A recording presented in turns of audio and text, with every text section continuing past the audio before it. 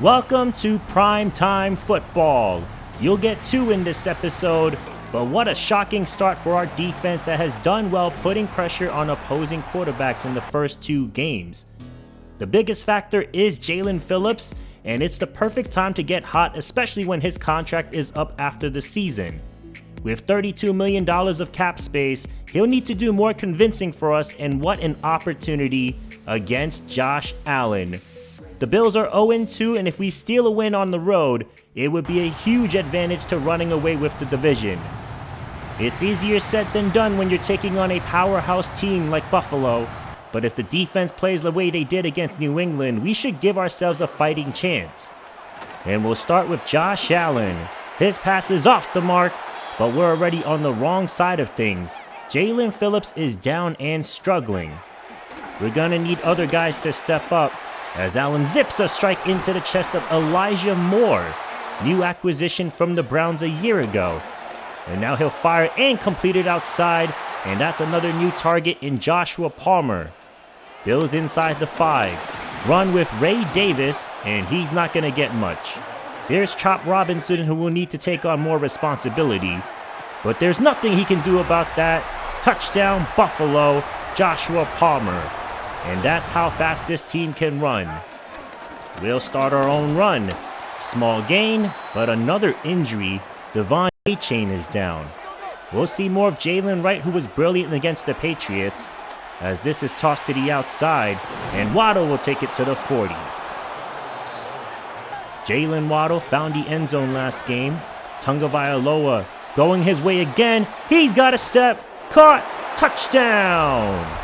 Jalen Waddle. Miami decided to pick on the rookie first rounder Maxwell Hairston, and Waddle burns the corner who ran a 4.29 40. Excellent ball by Tua, blitz by the defense. Allen avoids it, fires downfield, and connects with his man. What a crazy play by Josh Allen.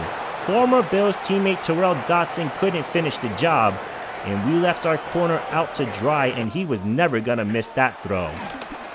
And now this time he is dropped. Zach Sealer picks up number 2, and I'm surprised we even got to him once in this game. Tyler Bass puts them up by 3, and we have 2nd and long after a hold. Play fake, and the toss over the middle is caught by Tyreek Hill. Good job coming back to the ball. Just not a good sight seeing Tua on the ground after that. He seems fine though. And he's gonna float it into the bucket of Darren Waller. Good ball again by Tagovailoa. Here's 3rd down, and he's taken down.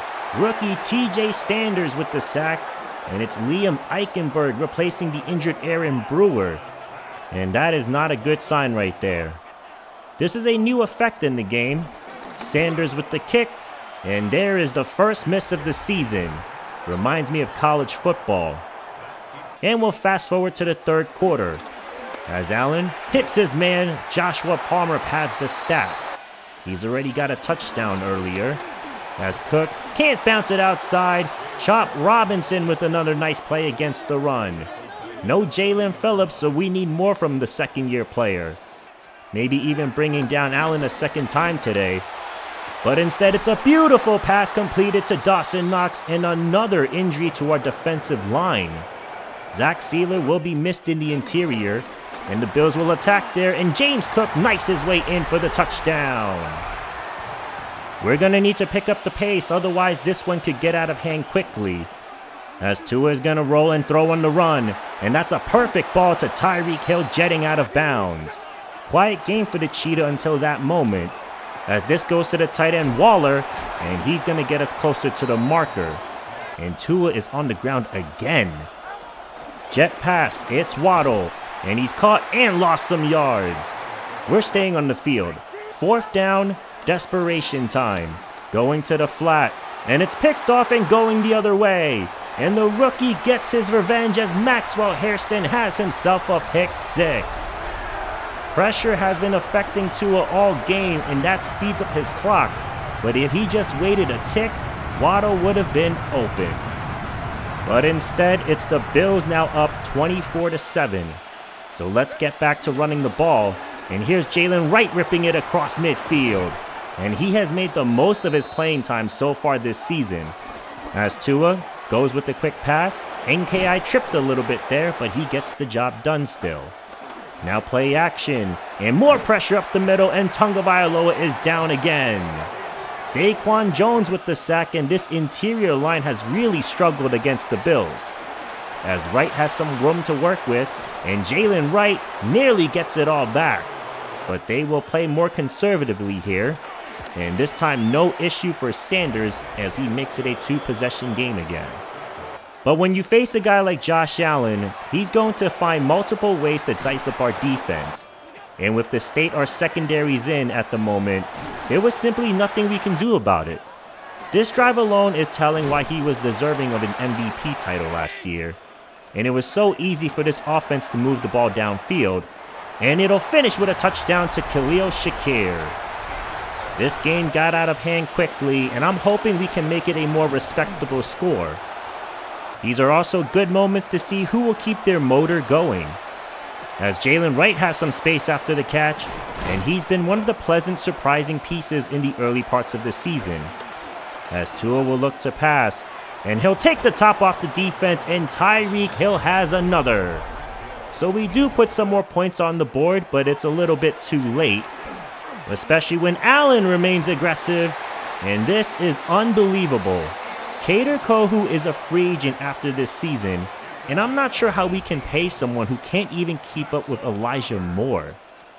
Maybe taking some corners in the upcoming draft will be the move going forward, as Shakir is going to burn Hilton, and there's another. Okay, it's time. This one is over, and we lost by the score of a lot to a little. Our defense is pretty much hit or miss from what we've seen in the first 3 games of the season, and Josh Allen was absolutely surgical against our secondary. He carved us out real good, and we're not even near Thanksgiving yet. Tagovailoa didn't actually play a bad game. He threw a pick 6, but he also completed 80% of his passes. I mean, it was a very Tua-type game because he was also experiencing a ton of pressure, and the absence of Brewer was felt. Our defense was a non-factor once Jalen Phillips limped off the field, but another jarring concern when it comes to injury is the other side of the ball. Devon Achane missed the second half due to wear and tear in the last 2 games. I'm gonna change my strategy with wear and tear next game because it's bleeding into Jalen Wright's workload as well. We will be missing Mike Hilton in the next one, and this will hopefully give guys like rookie Jason Marshall or even Cam Smith a chance to step up. I think our secondary does have pieces we can look to develop, but they also have to put it on the field. And let's move on to this next one against the Jets on Monday Night Football.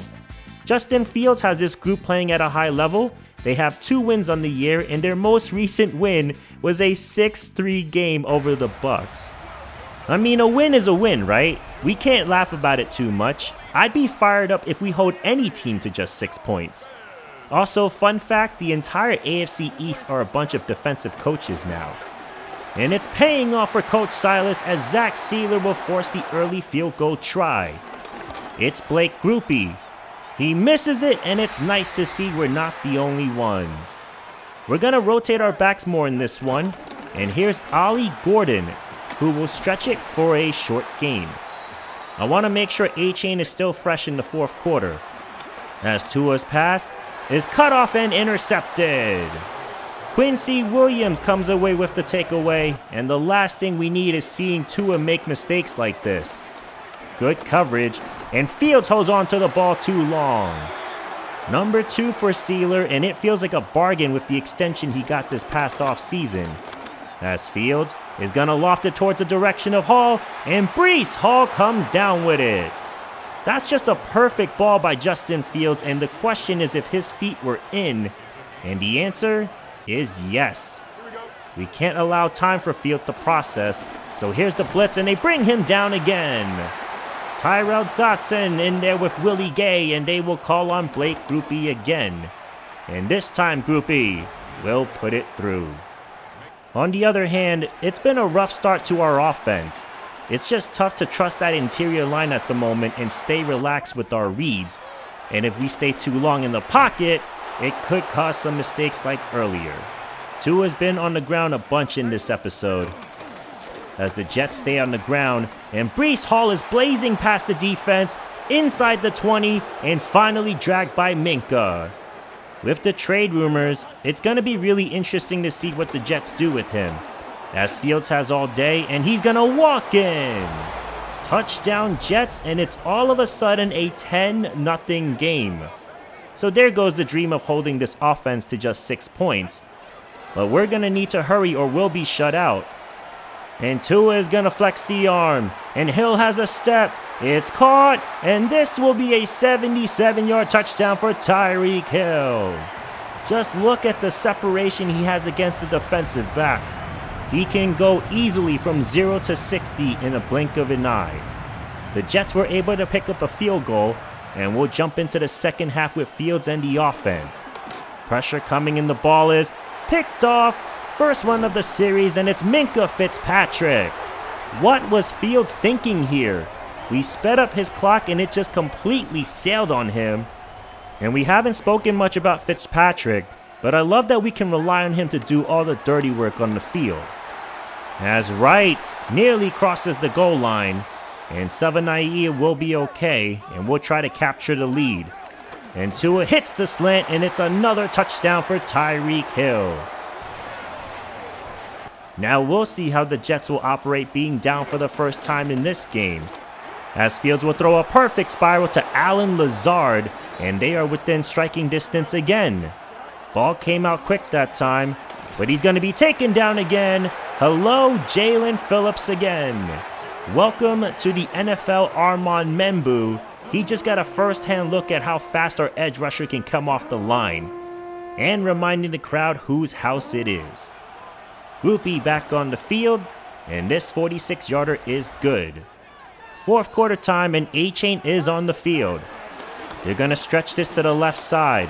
There's room, and there's a block in A-Chain. Foot race, touchdown.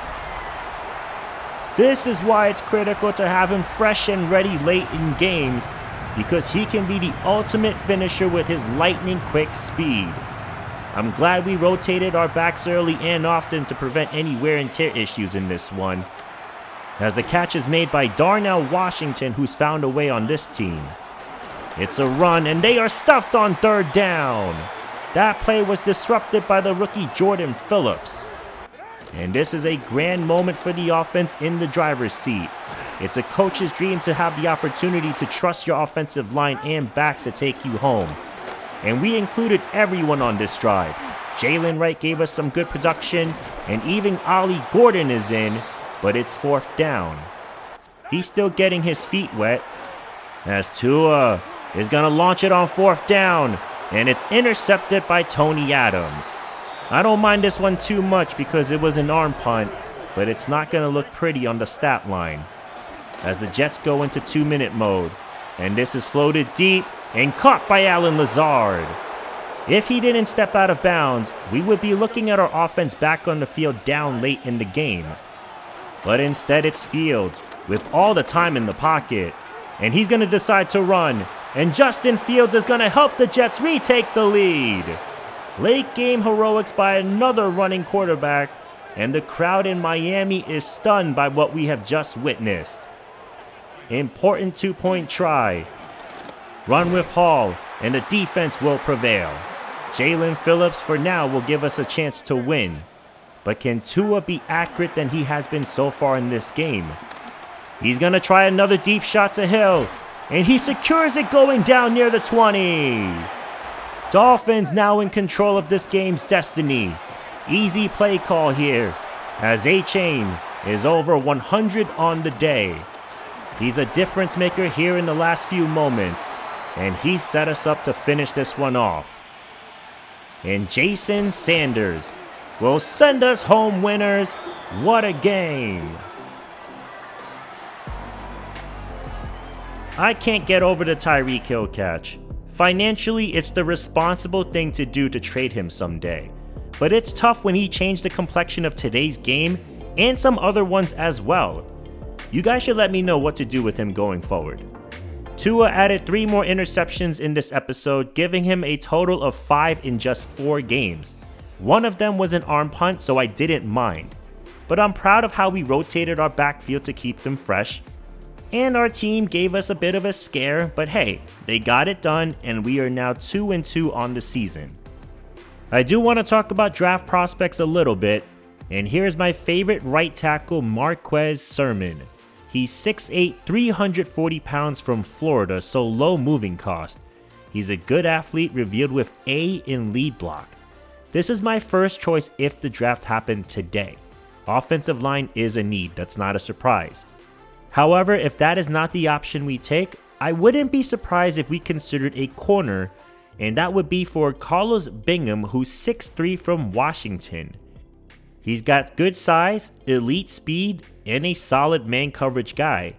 And you know how bad we need corners after what we saw from our defense in this episode. I am also going to make a change on our defense. I am signing Christian Harris, who's a free agent. Rushing QBs have been attacking us on the ground, and I want someone who is athletic enough to slow them down. And we'll cut KJ Britt to make it official. I'm still trying to find ways to make videos shorter, but these games have been filled with some exciting plays. But if you, the viewer, don't mind it, I can keep it this way. Tua Tagovailoa now has 5 interceptions on the season, but that does not lead the league. It's actually the player who we will see in our next game, and that is the Carolina Panthers and Bryce Young. He's thrown 7 so far this season, and they are off to a 1-3 start. We, on the other hand, are now second in our division, tied with the Bills and Jets. And the Bengals are 0-4. We will see them later in the season as well. But we will be missing Minkah Fitzpatrick next week, and that's a huge loss. But that'll be all for the episode. Please leave your feedback, like the video, and subscribe to the channel if you haven't already. Hope you guys have a great day, and I'll see you in Carolina. I'm out.